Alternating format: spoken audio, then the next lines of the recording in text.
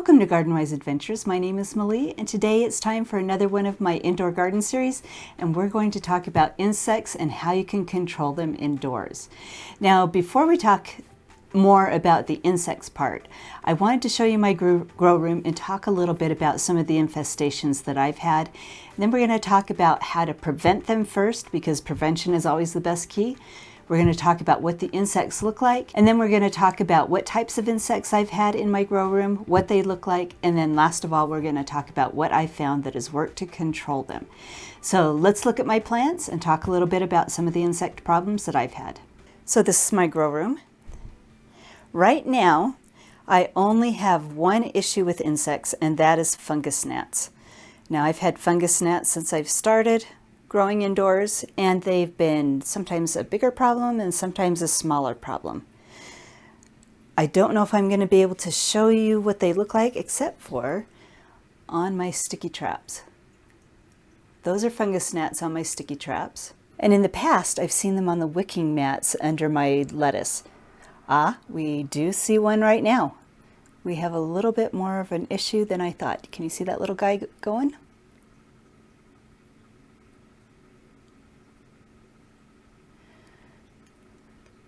So that little guy is a larva of a fungus gnat. Let's get rid of him. Okay, I just squished him. He's gone. That's the first one I've seen in a long time, since last year. Do we have another one there? No, I think that's just a root.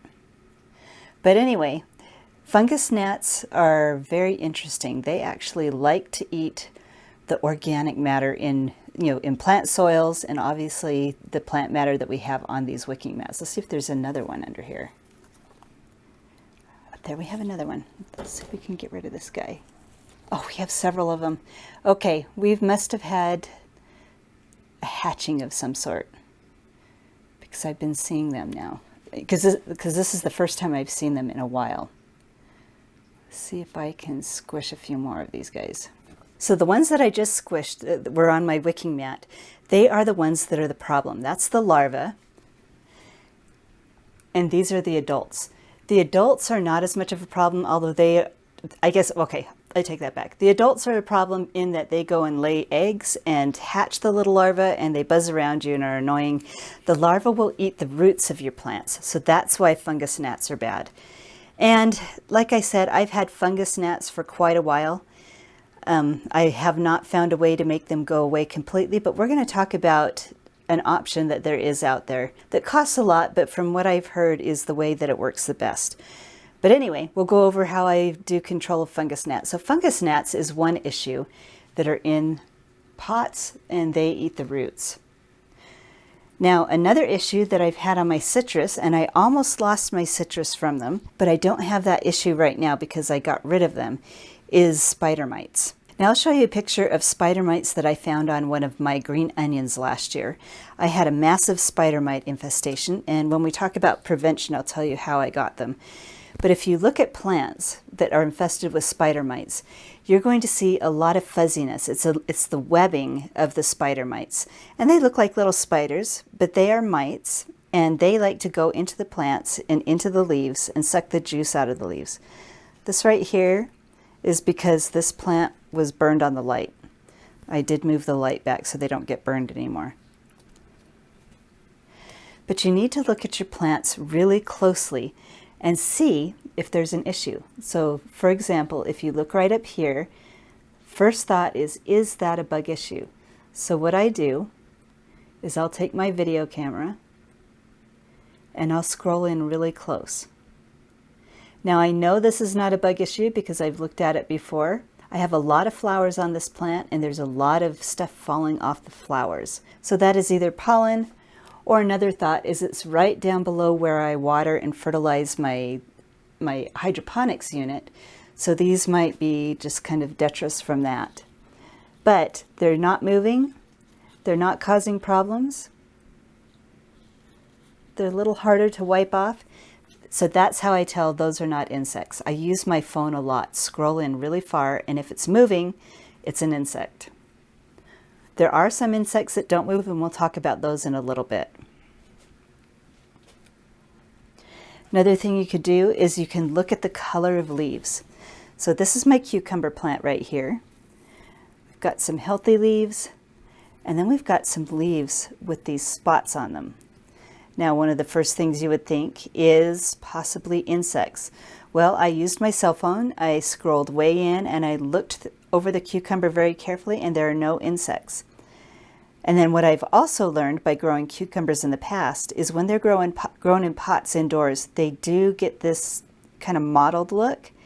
And my assumption is that cucumbers grow so fast, you can see we already have cucumbers forming, and it always happens when we get the cucumbers forming on it, is that we're not getting enough nutrients into the plants. This must be some sort of nutrient deficiency. Maybe there's this higher salt content in the soil, but it is more of a soil or nutrient issue than it is a bug issue. Now this is my roselle cutting, and we've got some leaves with some issues. This is a healthy leaf down here. It's a little torn up because it's been moved around a bit. But we've got healthy leaves.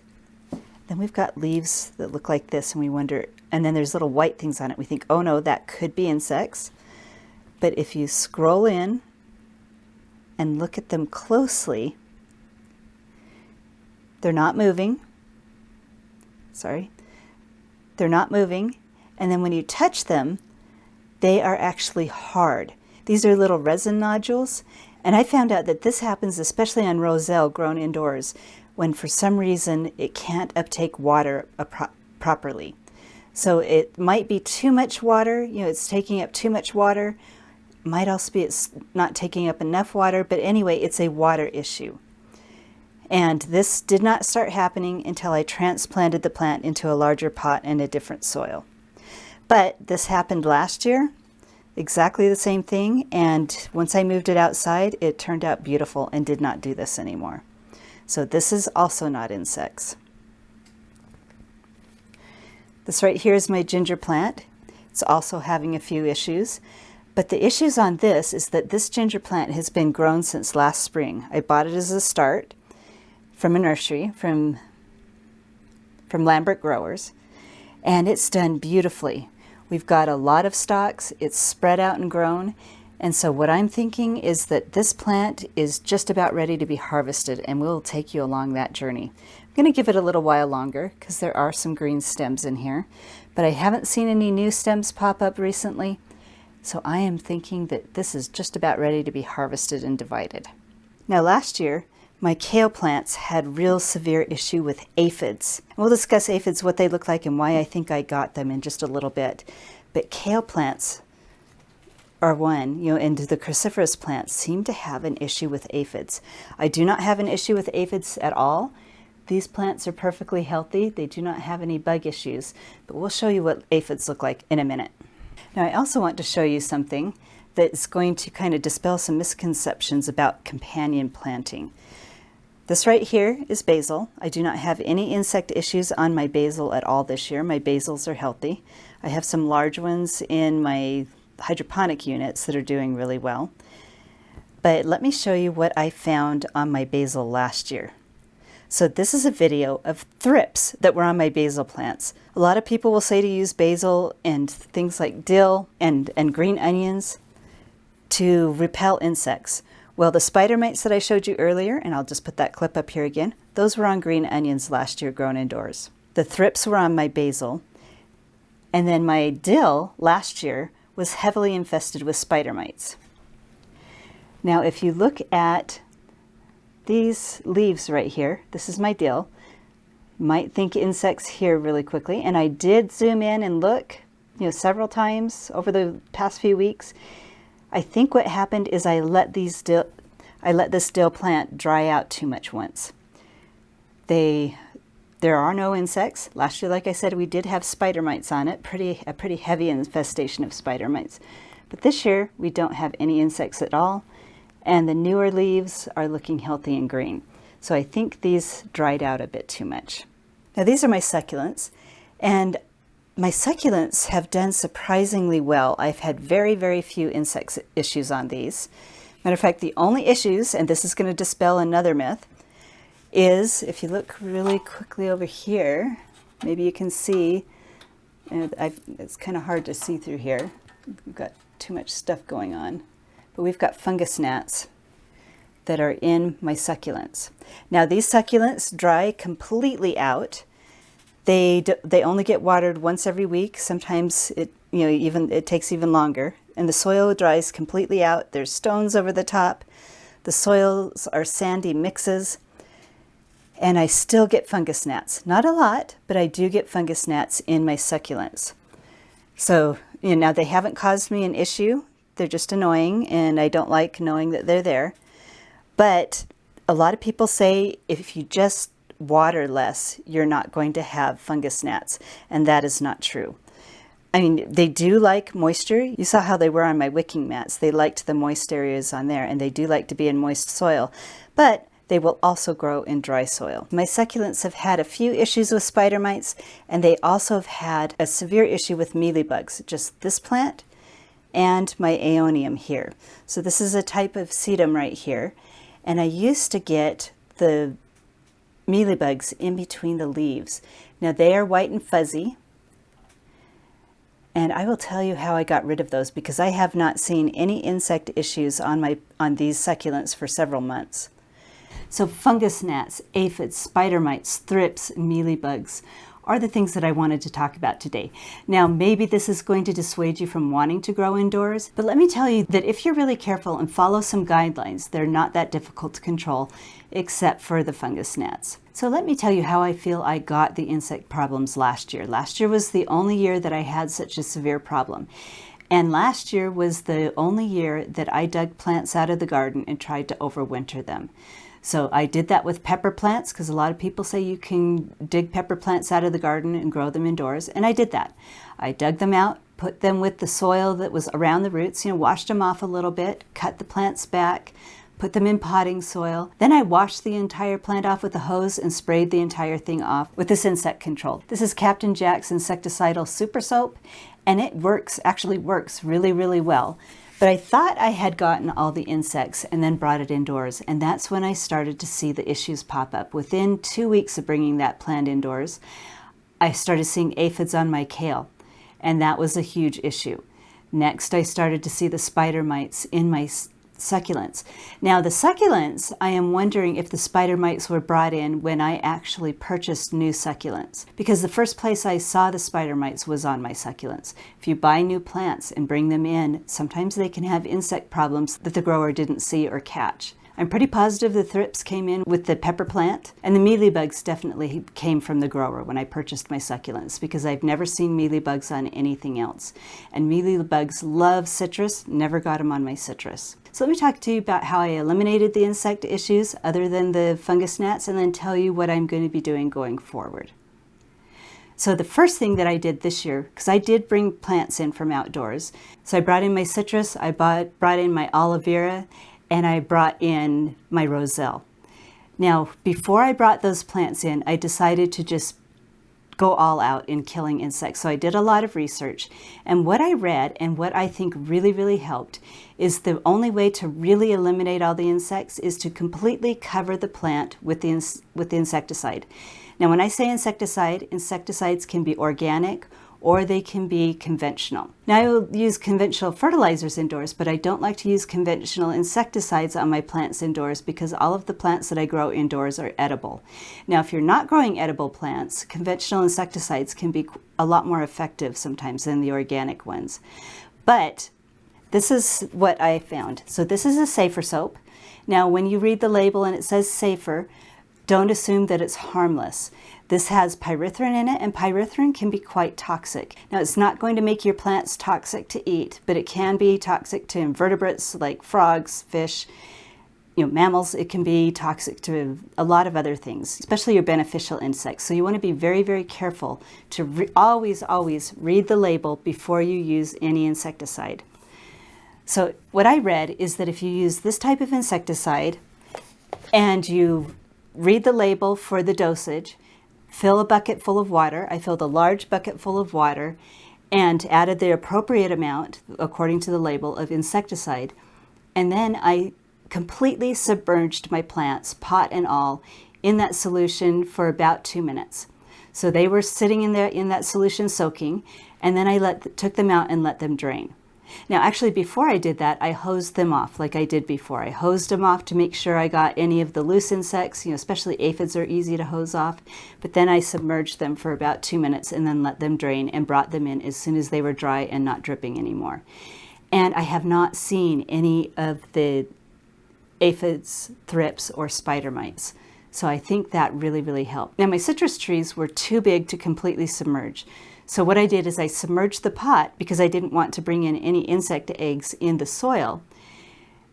And then I completely hosed off and sprayed over and over and over, sprayed a ton of spray all over the citrus trees. And then I let them dry. And then a few days later, I did it again. And my citrus trees did not come in with any insects. So I feel that that was a huge help. So read the labels, see what insects the insecticide you would like to use controls, and then use that according to the label. The way I controlled the mealybugs on my succulents was the first thing that I did is I took a Q-tip with some alcohol on it and I rubbed off all of the mealybugs that I could see. Now I did that for about a year and they would come back every couple of months. So I decided to kind of give those plants the same treatment as I gave my plants outdoors. But what I did is I used the same insecticidal soap, made a pot of it. I completely unpotted and took all the soil off the roots of my plants, and then I submerged the plants, roots and all, into that insecticide.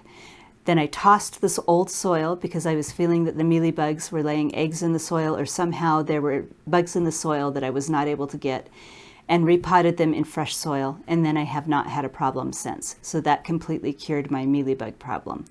Now, as I said, mealybugs will get on citrus. Mealybugs love citrus.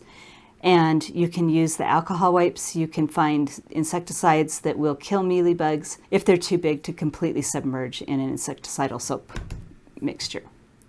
Now, the last thing that I want to talk about is fungus gnats. Now, this is one where I'm not an expert because it's been 4 years and I have not been able to control them yet. But I'm going to tell you what has reduced them. Now, the levels that you're seeing in my grow room right now are very low. They're at the point where I don't feel like it's an issue, although it does worry me that I saw larvae. So I'm going to have to watch my plants very carefully. The methods that I've tried to use to eliminate fungus gnats is reducing the watering, like everybody said. I've tried putting top dressing over the soil. I don't like that at all, and it doesn't help at all. It just causes problems. And I've tried mosquito bits. Now, I have found a reduction in fungus gnats with using mosquito bits, but not a huge reduction. And you cannot just use it once and expect it to work. You have to use it once a week for 3 or 4 weeks, and then you can start controlling the issue. It does not eliminate it, that I found. Another thing that I use are the sticky traps. You've seen the sticky traps all over my grow room. Now, those don't eliminate the fungus gnats, but they kind of tell me how bad the infestation is. And it does capture the adults, so I guess in theory you're reducing the amount of eggs that they're going to lay because you're reducing the adults. And I always keep those sticky traps out just so that I can monitor how many fungus gnats I'm getting and to help reduce the adult population. Now, there's one thing that I've heard that actually really works, but it is completely not affordable for me, and I don't know if it would be affordable for anybody else, but it's called Natrol. G-N-A-T-R-O-L, Natrol. And it actually comes in large buckets. They're actually mites that eat the larvae of the fungus gnats. So what you do is you take the powdered and dormant gnats, you mix them in water, and then you water your plants with them. From what I've heard, that is the best way to control it. But I've only found these sold in 5-gallon buckets, and the 5-gallon buckets are around $500. And from what I've read online is that those buckets have a shelf life of about 2 years. So if you look at the label on it, it says that they have a shelf life of 2 years. And I'm not going to use an entire bucket in 2 years, and so I'm not going to be spending $500. So I'm on the lookout, and if any of you have heard of smaller quantities of the Natrol, I would love to hear about it. Now, one thing that got me a little excited, I don't know if they're going to be able to succeed, but I know Laura from Garden Answer said that they're going to try to see if they can get smaller quantities to sell on their website. If they do, I'm definitely going to be purchasing that because I would love to see the fungus gnats gone out of my grow room. So anyway, that's my little spiel on how to control insects in your grow room. Number one, don't bring them in. Be very careful. If you're getting new plants, isolate them for a few weeks and see if you see any bug issues before you introduce them to your grow room. You can submerge them in insecticidal soap. See if you can kill them that way. Repot your plants and make sure that you've killed it that way. And then you can use organic sprays or conventional sprays, whichever is going to work best for you. Now, one thing that I found that reduces the fungus gnat population by a great amount is to take any of your composts or mixed potting soils and pour boiling water over it. Now, when I say pour boiling water over it, you want the soil completely submerged in the boiling water. Put a lid over the top, let it soak in that boiling water for a while. And I found a huge reduction in fungus gnats doing it that way. All of these plants have been brought in new soil just recently, and usually within 2 weeks of bringing new potting soil in my grow room, I see an explosion of fungus gnats, and I have not seen that. They're staying at kind of a very low level right now. So boiling water really helps. Now, I would love to hear how you control insects in your grow room and which ones you have the most issues with. Because I think it really helps to see what works for everybody else so you can try it yourself. So hopefully this video has been helpful for you. If this video has been helpful, I hope you like, subscribe, share it with your friends, and go have a wonderful garden adventure.